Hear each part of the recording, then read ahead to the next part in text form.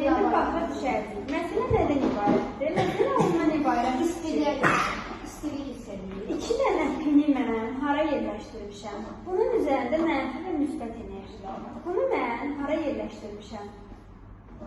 Mənfinə. Bax, bura yerləşdirmişəm. Bura pinləri bura yerləşdirmişəm. Bunları isə bayaq lövhədə də yazmışam. Hara yerləşdirmişəm?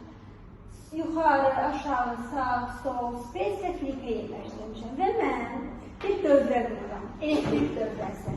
Bu dövrənin başlanğıcı olur. Bravo. Bu dövrənin başlanğıcı olur və dövrənin sonu. Qulaq asın mənə. Mən dövrəni quranda necə edirəm? Başlanğıc mənim sağ əlimdir. Bax, sağ əlim. Saxlayıram.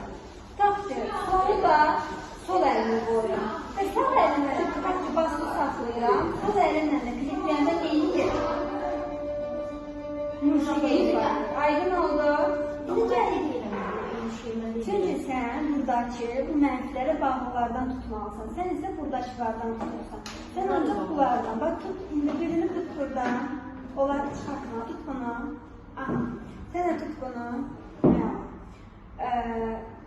Buyur. Görsən ağırında. Sən də qırmızı yoxlayabilirsin. Yaşıl olan yox. Ağırında.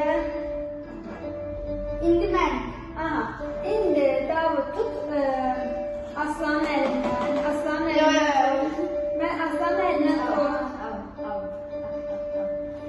Aha, indi sən yox. İndi mən də Davudun əlindən tuturam. Baxın, mən də Davud.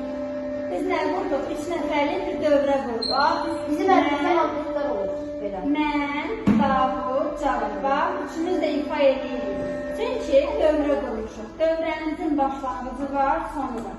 Başlanğıcı kimdir?